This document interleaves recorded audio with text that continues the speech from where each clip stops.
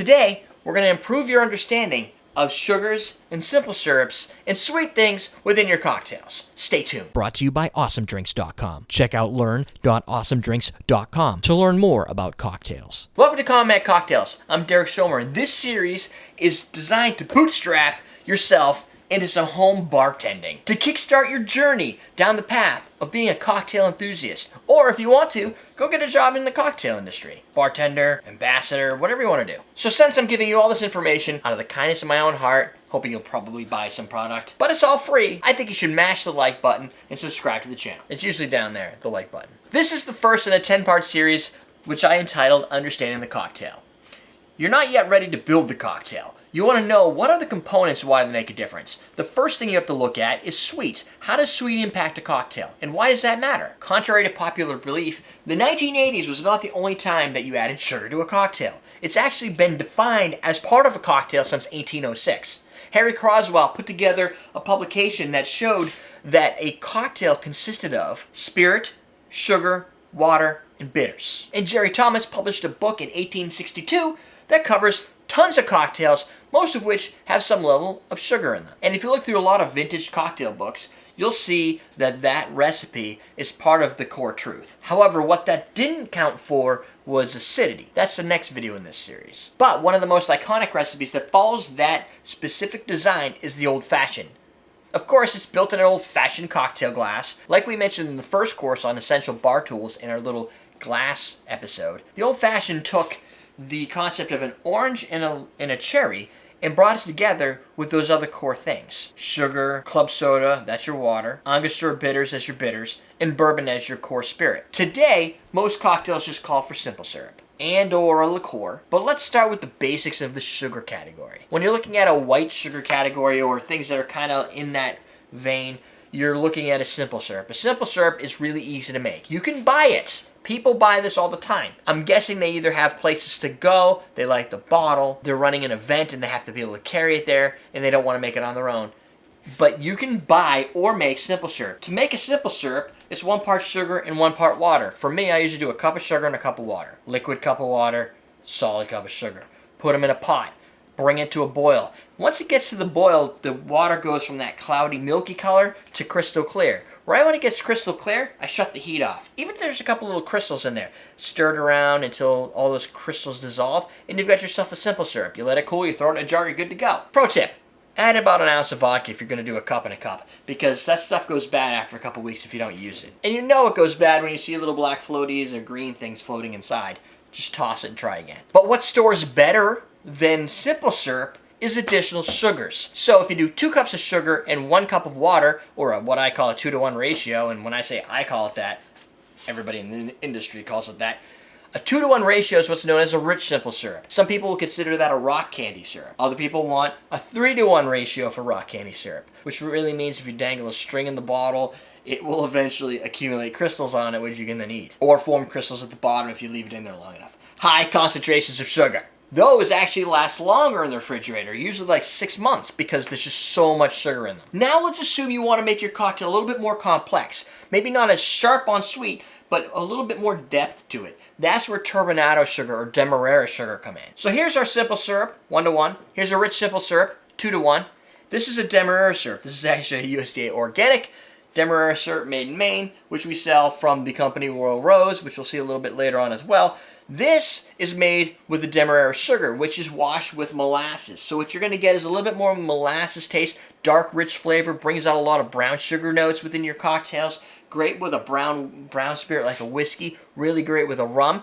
Accent some rum. If you're using a light rum and it doesn't have a lot of molasses flavor like a dark rum might have, if you use this sugar instead of that sugar, you're going to get more of that molasses draw. It's going to accent the rum. It's going to be fantastic. Daiquiris are a great example of how you could take a simple daiquiri and give it a little bit of your own twist. Maybe a secret sauce, so when you serve it to your friends, they're like, your daiquiri's better than the daiquiris I get at the bar. Why is that? Your secret is demerara syrup. Now assume you want to make a drink that's silky smooth, great on mouthfeel, but you don't want to use egg white. Or maybe it just doesn't make sense in the specific drink. That's where a gum syrup comes in. Gum syrup, G-U-M, syrup, is made with gum arabic, or gummy syrup, I call it, or gum syrup, spelled, I think it's French or something, G-O-M-M-E. It's got that thick, crazy thickness to it. And you would think that crazy thickness is just a 3-to-1 or maybe a 4-to-1 ratio of sugar, but it's not. It's that gum syrup that's been added to this. So this is really just a rich, simple syrup with gum arabic added to it, which is a powder. You can make this at home. I've made it at home. It doesn't come out nearly as clean and clear as the production value stuff because these guys probably spend a little bit more time with it. The Labra & Co. make a fantastic product. I highly suggest you pick up some Labra & Co. products, especially like the Grenadine. 3 guys in Austin, Texas that are hilarious, very knowledgeable, and hugely excited about cocktails. But that's a gum syrup. That's if you want the mouth feel and you want the sweetness, and you're usually using that in a classic drink. A lot of pre-prohibition cocktails call for a gum syrup because that's kind of one of their components. They didn't have nearly as many spirits as we have now. So to make a lot of those different mouthfeels, flavors, and textures, you found a way to do it with the sugar syrups or bitters. But you can flavor your sugar because sugar extracts nearly as good as an alcohol. You'll see a lot of alcohol infusions. One of the most popular alcohol infusions that everybody probably has at home is vanilla extract. It's 35% alcohol and then just concentrated vanilla flavor. Yes, it is exactly the same as a vanilla vodka except in a very small bottle and probably more vanilla flavor. But sugar, it extracts almost as well. If you take, I don't know, like some sugar peel, if you take some citrus peels, let's say some oranges, you're gonna make some screwdrivers with fresh orange juice, which I always suggest. You strip off all that zest. What can you do with it? Take all the zest, put it in a bowl, cover that sucker with sugar, and the sugar is gonna extract all the oils out of the zest, and it's gonna create this thick citrus oil, which is actually called an oleosaccharum, which you can also buy if you didn't want to go through all that work. Cocktail and Sons makes a great one. Max, we have an interview with Max. You can check that out here. Max is a bartender, and he wanted to be able to make his own craft product that suited his tastes, which he knew were going to make great cocktails because this is what he's been doing as a professional. He took it a step further. This oleosaccharum, which if you made at home is typically just the oils of his citrus zest extracted with sugar, he's added other specific ingredients. This one has lemongrass, cardamom, and ginger. So what you really have is not just a simple syrup with flavor, but almost like an all-in-one mixer. If you add this to, say, a rum, or let's see, he calls for a classic cocktail Collins, gin, vodka, tequila, rum, or whiskey, 3/4 ounce of this oleo, 3/4 ounce of lemon juice, and we'll understand acidity in the next video, a little club soda or an aromatic bitter, and you're done. You have a cocktail. It's basically a mixer. Then you have your straight up fruits. If you were to take raspberries, add sugar to it. It extracts the raspberry, and you have a raspberry syrup similar to Royal Rose's raspberry simple syrup. You can make cocktails like the Cigarette Girl. You can make the Clover Club, a historic cocktail found in vintage recipe books like Jerry Thomas, which call for raspberry syrup. Boom.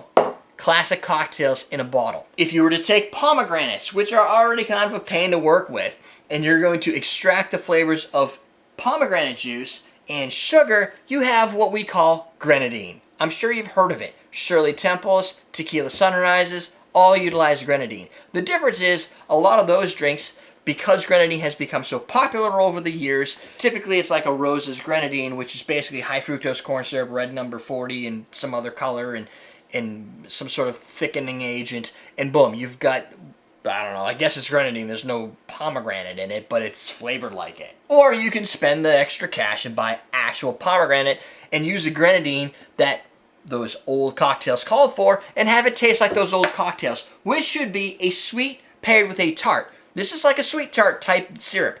It's not just overglorified sugar syrup. Another popular one that should never be forgotten is if you take sugar and you bring almonds into it. You have what's known as orgeat, or an almond syrup. This is the basis syrup for tiki drinks, especially the Mai Tai, which calls for this. So people always, like me, originally intimidated by Mai Tai because you could never make it correctly because you didn't even know what an orgeat was. Well, this orgeat syrup handles it all for you. Again, you can make it yourself. I don't suggest that I've done it. It's a big pain. But you can make it yourself, or the Labra & Co. guys make one. This one's got a little bit more of a white color to it, so it's going to make your Mai Tais almost milky. You can also look at Blair Reynolds. BG Reynolds makes an orgeat syrup that's been standardized across the bar industry. Yes, we carry that. So there are different orgeat variants, and each one has their own nuance that meets the character needs of the designer. And you get to utilize those flavors to make a better cocktail. Let's go over to this for a second. This is agave nectar. This is actually 1.5 times sweeter than sugar. So you're probably going to use less of it, but it is going to bring an inherent higher sharp sweetness that fades, I think, a little bit quicker than your standard syrup. But agave, which is also the source of tequila, means that an agave nectar added in, say, a margarita is going to synergize better than just using white grain sugar. And contrary to popular belief, this is actually a processed sugar, not exactly high fructose corn syrup, but not as natural as people have been led on to believe. Maple syrup, wicked sweet. Another one, you're going to probably use less maple syrup in a cocktail than you would white regular clear sugar, even probably less of this than what would be in a rich simple syrup or a gummy syrup. It's sweet, but it also can bring in, especially if it's like a grade B, it can bring in some smokiness to your cocktail. So if you want a cocktail that tastes kind of like a breakfast or something that you're going to have to begin the day, if you roll that way, maple can come in handy, especially in brown spirits like bourbon or Canadian whiskey. Maple, Canadian whiskey. Makes sense. Matter of fact, they've already made a product that's just maple-infused Canadian whiskey. Honey is another natural sweetener, pretty much as natural as it can get. You can use pure honey, like this. One of the beauties of using honey is that there's so many varieties of honey. This one's orange blossom honey because I love orange blossom honey. That's going to give you a little bit more floral notes. Others might give you grassy notes. Other ones might give you a sweet, sharper note. So honey itself is a variant of sugars. Or Hudson and Lee makes a honey syrup. This is easier to work with in cocktails, especially tiki that call for honey syrups. This is stabilized. I believe they use vinegar as their thinning agent. Honey, water, organic lemon juice, organic apple cider vinegar, citric acid. Yeah, so they're using a vinegar, so it's almost like a shrub to get that honey thinned out because honey is just really tough to work with. So when you're shaking a cocktail and you're like, oh, the honey's at the bottom of my Boston shaker, this is the type of product that's been designed to remove that. The other thing you can do if you want to and you got honey is you can mix it with some water and just use it as you need it. But once you've applied water to your honey, if you don't use it right away, it's probably going to start to go bad. So use it and then toss it. Palm sugar. This is crazy. It's made from like coconut trees or some stuff. This is a rich, simple syrup.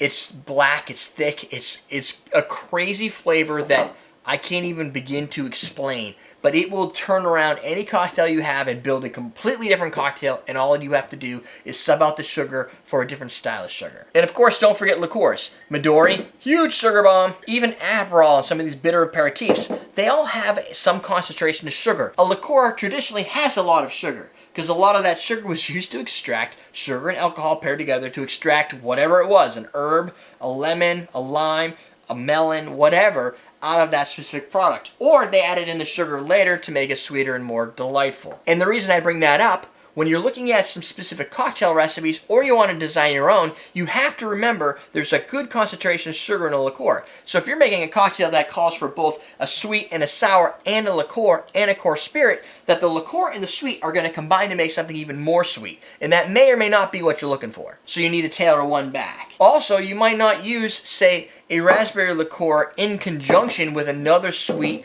berry, melon, fruit, because there's just too much complex flavors and it's going to just taste like a mess rather than something that has some sort of synergy to it. You really want to consider pairing when you're making your cocktail. In the next video in this series, we're going to talk about sours and acidity and how they play a role to counterbalance this. If this was, say, the light side of the force, then the acidity is the dark side of the force. And if you like acidity, you can reverse that. If you're a big fan of Darth Vader, leave it alone. To start your journey into the home bartending world, click the link over there to get yourself a bartender starter kit. Or just go to awesomedrinks.com where you can get all these different syrups. And the bartender starter kit.